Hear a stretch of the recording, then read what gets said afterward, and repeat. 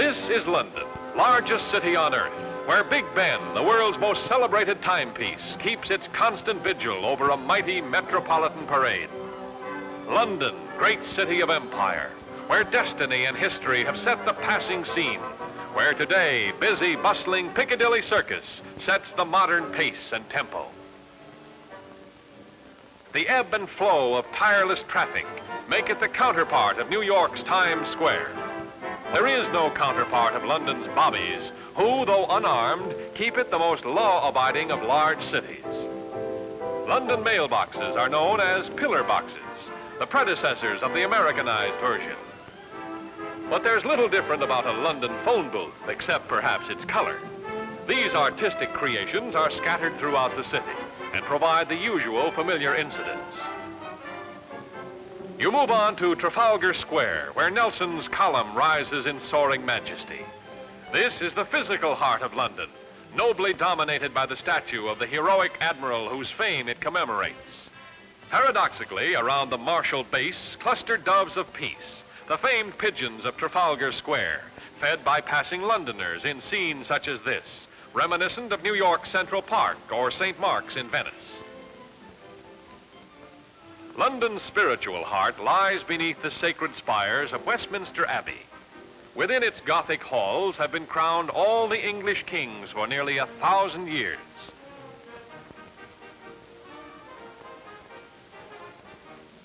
Number 10 Downing Street, residence of the Prime Minister and one of the world's most famous addresses. Again in Whitehall, you see this inspiring cenotaph, dedicated to the dead of 2 world wars. Here along the Whitehall Street, which is the administrative and political core of the British Empire, are the imposing Treasury and the War Office, where are made decisions governing the lives of millions of the world's peoples.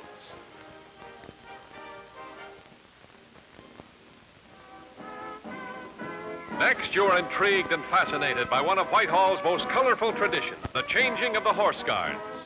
You stand enthralled as the pavement echoes to the ringing clatter of hoofs, as the splendid squadrons of celebrated cavalry, the proud descendants of warriors of other days, go through their high prancing performance, helmets glittering and swords flashing in this shining array of sabers and sunlight.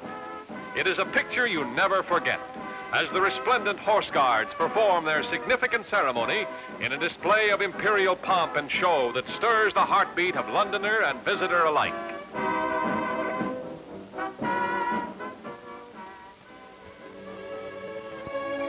Rubble and ruin are all that remain of thousands of homes and buildings that formerly surrounded magnificent St. Paul's Cathedral.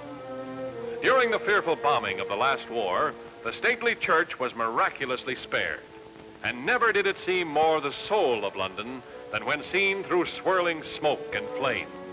The superb classical masterpiece of the great Sir Christopher Wren, St. Paul's is the world's largest and most inspiring cathedral built for Protestant worship.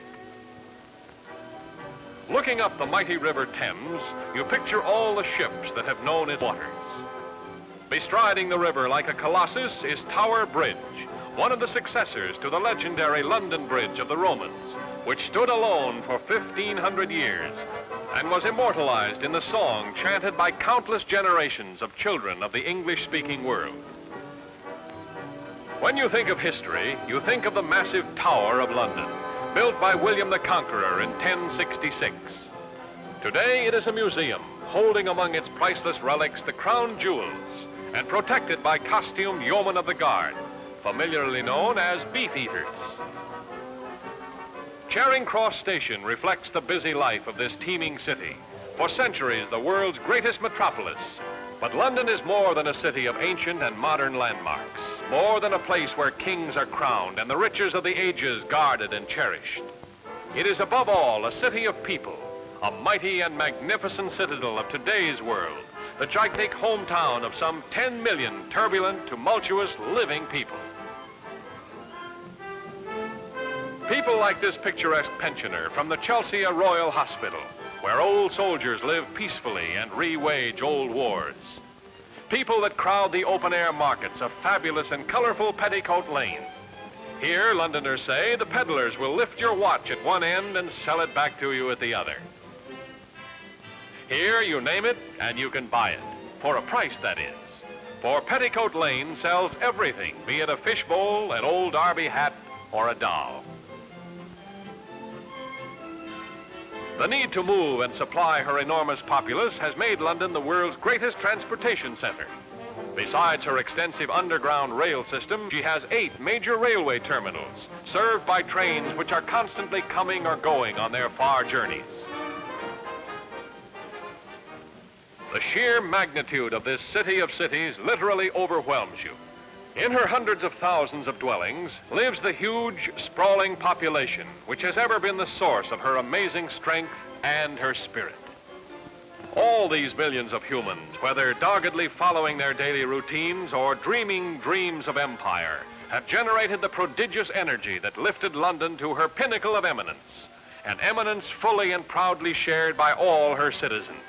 Even the milkman, pushing his little cart on his daily rounds, possesses that spirited quality known as London pride, which is not so much pride in London's size as it is in her storied history and great achievement. The Londoner has a deep feeling of continuity and a strong sense of permanence.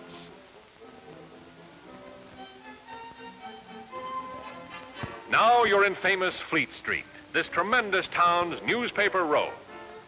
The Daily Express alone has a circulation of almost 4 million, by far the world's largest. Although Fleet Street remains conservatively British, the metropolitan press is forthright and free. Freedom of speech as well is the Londoner's cherished privilege, and in Hyde Park it is exercised at its loudest. Here, orators may burst forth on the merits of Aristotle, bird cages, politics, or Zulus, if their audience permits. But as often as not, the listeners will exercise that inalienable right of protest and vociferously heckle the speaker.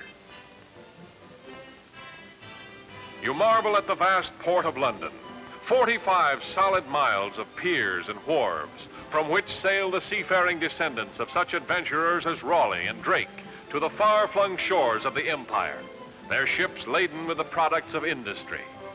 Months later, they return from the ends of the 7 seas, steaming up the Thames to their home berths, with cargoes of silk, spices, ivory, furs, with meat and grain to feed their own English islands. Another London landmark of time and tradition is the Bank of England, the formidable old lady of Threadneedle Street, whose banknotes coined the phrase, "as good as gold." The financial district occupies a section called the City, which was the ancient London of Julius Caesar's time. High hats are still the time-used rule of the stock exchange, through which was channeled the capital that combined with a venturesome spirit to make Britain great. Buckingham Palace, built originally by the fabulous Duke of Buckingham, is now the London home of the royal family.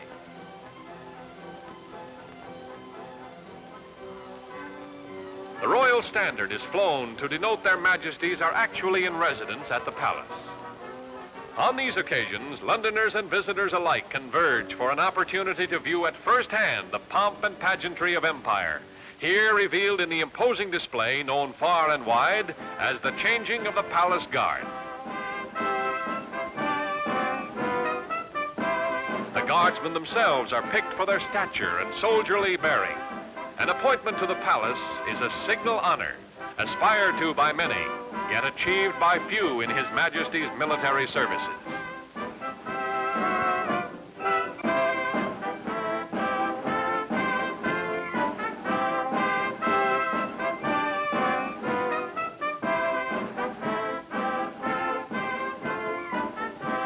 As you watch this ceremonial parade with its martial music and well-disciplined precision, your thoughts turn back to other centuries, to the pride and glory that has always been Britain's.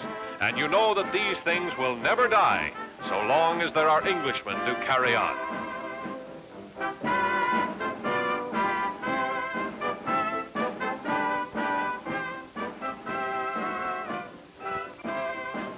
This is more than a mere display of rigid discipline and colorful uniforms. Like the monarchy itself, it is symbolic of the nation and the Commonwealth.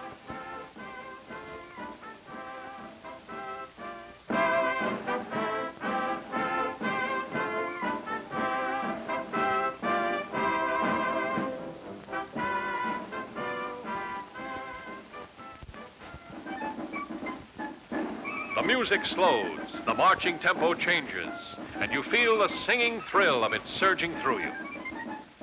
You're not alone in your unashamed emotion, for no matter how cosmopolitan today's Londoner may be, no matter how modest and unpretentious in his personal way of life, he still treasures this eye-stirring, heart-stirring spectacle, this impressive and inspiring display of military brilliance and imperial glory.